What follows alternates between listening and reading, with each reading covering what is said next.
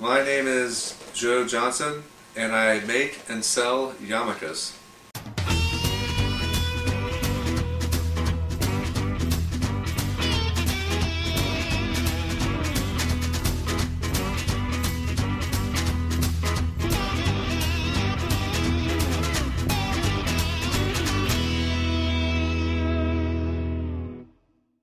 Seven or 8 years ago in high school, we were making something for art class, and it's supposed to be a pot holder, but mine wasn't working out right, and I decided to just go with it, and it turned out to be a hat. I make different kinds of hats, like toboggans and such. I make pot holders, tea cozies, anything like that along the lines of crocheting and knitting, except for clothing, because that takes too much time. It's not worth it. I've known Joe for it's been about 8 years now. I knew Joe pretty well. We used to play, and we used to have a band together back in middle school. Joe is pretty particular about a lot of things. So I usually work for probably about 3 or 4 hours after breakfast. Then I'll take a 2-hour lunch break, where I'll go run errands or go buy more yarn or whatever I need to do. Then I usually work for probably about 3 more hours. Then I eat dinner. Then I usually work probably about between 1 and 4 more hours after dinner before I need a break. And it really scares me sometimes too that I'm living with a guy that makes these things. Most days I probably work 8 or 9 hours in total. I've worked entire days before. Alright, I have here a basic crocheting hook, basic pair of scissors, lots of different colored yarn for whatever design you may need, and I like to use twine as the inner wrapping. When I want to go out on Saturday nights, I want to go out and have fun, drink beer and stuff, and find girls. He just wants to sit at home with these little yarn things and make these stupid little hats. I did pretty good last year, and I was making close to 70 yarmulkes on average a week. That's the reason I moved out of my parents' cellar and got this house. This year I'm down to probably about 45 on average a week. Eventually I'd like to get up into the 100+ range of yarmulkes per week, and I can get an apprentice and really let my business take off, and I can start making other products as well. My base rate for any yarmulke is around $20, but depending on the complexity of the design, most of the time I never go past 25. I charged 30 once because he wanted ear loops and a thing going down the back that looked like clown hair, and that was kind of weird. So I charged him $30 for that. I mean, if it's just a fad, then, you know, I can always go back to college. I have a few other talents. Right now I'm in a band, which I'm hoping is to take off.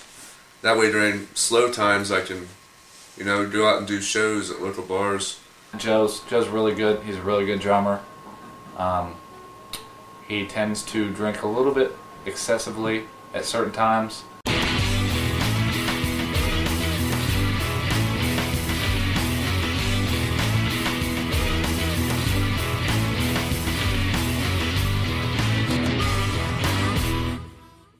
And with the excessive drinking comes imperfection. Catch in your mouth, man.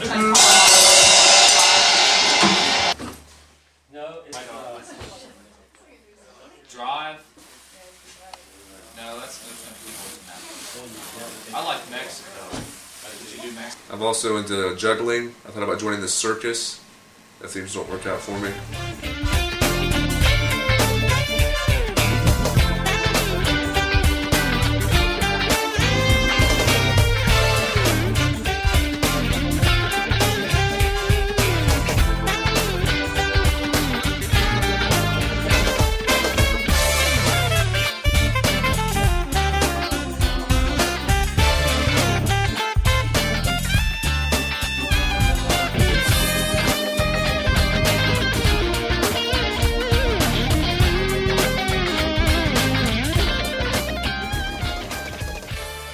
I'm also a pretty good arm wrestler. I could possibly go amateur to pro if I really worked at it. One thing I will say that I really do respect in Joe is he's one hell of an arm wrestler.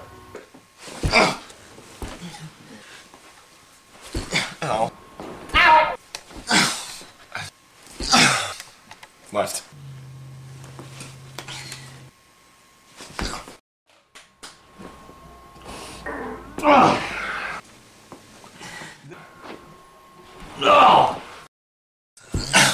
Back at college, there was a arm wrestling tournament for the fraternity, and me and my buddy decided to enter it. We did it as a joke because we were freshmen, and I was in marching band, and we was going against like the big football team. I dressed there kind of goofy. I was wearing a Charlie Brown shirt and a plaid jacket with a yarmulke and carpenter goggles. And I ended up winning the entire thing, and the last guy was a starting tackle for the football team. I beat him pretty fast, and then everybody was like, who the hell is this guy? But a lot of people asked me about my yarmulke after that, and so that I sold quite a few in college. I have a little Pomeranian named Lentavius, Lent for short, and he pretty much keeps me busy. Lynn is the biggest pain in the ass. Sorry ladies, I know you think he's cute because he's a little puppy. And he is a, what is it called? A dog. No, it's a Labrador Retriever. I picture Lint as a cat that wants to be a dog. They fight a lot. Lint is probably about 7 inches tall, and Lint has recently been trying to have sexual relations with my lab, which is about 20 inches tall. Even though he bites at her anus. All of my hats are well crafted. I stand by my workmanship. I have a 5-year warranty that if anything unravels at any point, they can send it back to me, and I will fix it and replace it for free. You just have to pay for shipping, which isn't going to be that much. There's actually a Seattle rock band that they all wear one of my yarmulkes. I have a yarmulke made for each member of the band, and they always go and show it on the stage with the yarmulkes on. And I thought that was really cool. It's like I'm their clothing sponsor, like unofficially. They're not that good. They're still pretty cool. I don't really have any competition. I'm sure there's competition out there, but I haven't seen it. Except for like the big companies, but none of those are personally customized for every yarmulke like I do.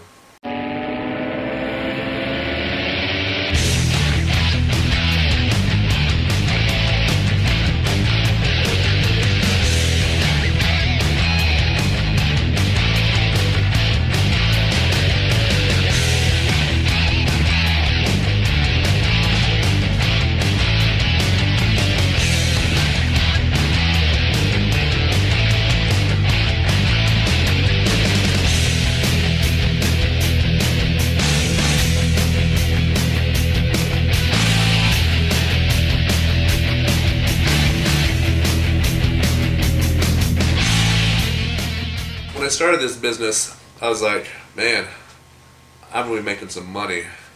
As I realized I can put out a yarmulke in about an hour and a half, like hour and a half at the most. I put them out in like as quick as 50 minutes from start to finish.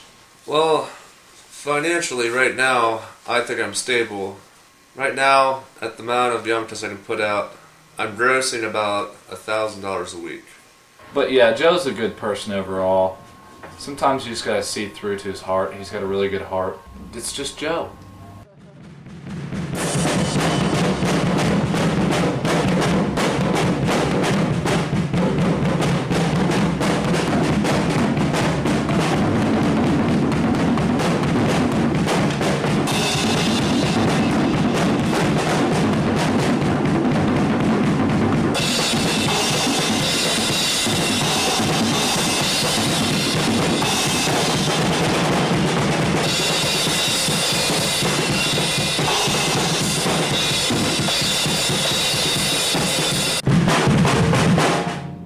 Tell me you got that.